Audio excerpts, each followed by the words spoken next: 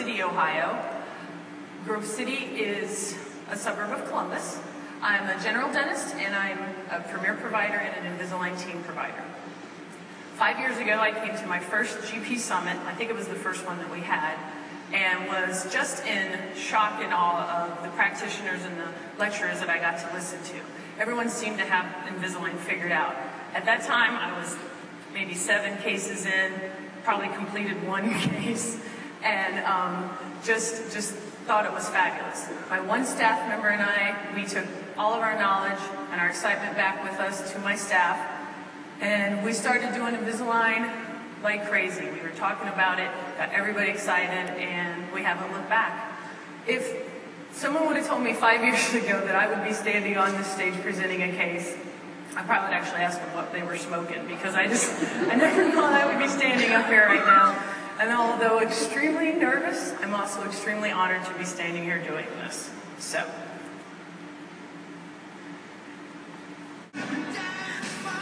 Grove City used to be a small town south of Columbus. It's now grown into a busy suburb. The practice has been in existence since about 1960. It started with 1 dentist and about 2 staff members, and now has grown to a very busy group practice with about 5 doctors and about a staff of nearly 40. You can see them all here. This is the staff that came with me to this year. Every year I try to bring as many staff members as I can. This is my record. I've got 9 people here, so some are not in the picture. I think it might be a record for me. The reason I bought so many was so that they could solicit all of you for votes for me. So I hope they all look very familiar to you, and then I know they've been doing their job. Well, let's meet Mark. He's coming right here. Mark was 22 years old when he presented, and you can see his chief complaint was, "My girlfriend wants my teeth fixed." When Mark came in, he was fairly shy, looked straight down at the floor, kind of the same pattern that probably most of us see with people who are not comfortable with their smile. He just seemed to be fairly withdrawn from everything. Here's his headshots. You know, pretty normal skeletal profile. Everything's class 1 that way. No real issues that way. We'll go ahead and look at the close-ups. This is just a synopsis of his photos, and you can see he's got anterior crossbite, a midline shift, fairly severe anterior crowding and rotations, and constricted arches. My treatment objectives were these. We wanted to correct the midline deviation, do some expansion in the premolar area, correct the anterior crossbite, and correct the lower crowding and rotations. So at this time, I've gathered all of Mark's information. I have all of his diagnostics. He did not require any restorative treatment. However, he was kind of slipping into a concerning periodontal status, as you can see in the pictures, just because of the crowding. So the main thing I noticed is he was still fairly apathetic. Although he was here, he did records, I still had some concerns about him, and I wasn't sure how he was going to follow through his treatment. So I felt that it was my job for me to present him with the treatment and convince him that it was time to change. So, we talked about doing a therapeutic scale with the periodontal reevals. We were going to do Invisalign after seeing his ClinCheck, because that's how he wanted to do it. And then we talked about possibly doing some bonding, and we were concerned with number 7 that when it came out it might not be a nice shaped tooth, but actually once we corrected it, it did well. So let's go ahead and take a look at his ClinCheck. And you can see there's quite a few attachments, quite a bit of IPR, which at the time when I did this case, I did all the IPR from the beginning. I would never do that now, but that's why we keep doing cases and learning. After seeing the ClinCheck, he was basically financially committed. He said, I want to do this. And I still felt fairly disconnected from him as a patient. And that's kind of a hard thing when you don't feel like you've really connected. I sat there, and when I clicked the accept button on this case to start making the aligners, I still had serious reservations about his commitment. As it turned out, he actually was a very compliant patient, and although unenthused, he did a really nice job with wearing his aligners. You can see this is how far we got him after round 1, and the results are really, really remarkable. Number 7 corrected just as we expected. The midline is nearly corrected.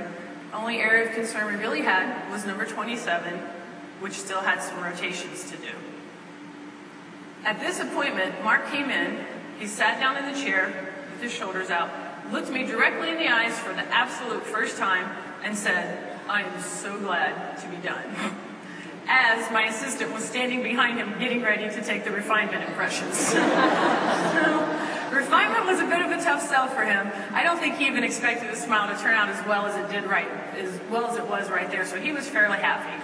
So after a lot of begging and a promise of future Invisalign Summit fame, he agreed to do some refinement. So here's his clean check. On the top, we just had some minor issues to correct, so you can see there's not a whole lot of aligners. This bottom was just all correct in that rotation on number 27. This is just a close-up to show, trying to get that to come into. So we finished the first refinement. We're happy with the maxillary teeth. Are we there yet is a good question. Second refinement, really all we needed to do was just finish the rotation on number 27. Anyone who's tried to rotate lower canines knows that that's not really that big of a surprise. Sometimes they can be tricky. He was not agreeable to any sort of auxiliaries or buttons or elastics. I was pretty glad that he just let me finish rotating it. At this time, though, however, number 27 was being stubborn. Mark had turned into Mr. Pleasant in the office. He was kind of felt he had superstar status when he came in, and he came early and always chatted up the ladies, so it was kind of fun watching him change there. We'll go ahead and we'll show just the final. This is the final 9 aligners to get that lower canine to get where we need to be. At this point, we've turned him into a stud, so it's no surprise that he wanted to go all the way now. He wanted to do zoom whitening, and he did want to do a little bit of bonding between 6 and 7 in order to correct a little bit of an embrasure space. And overall, he was ecstatic with the results, which we'll show right here.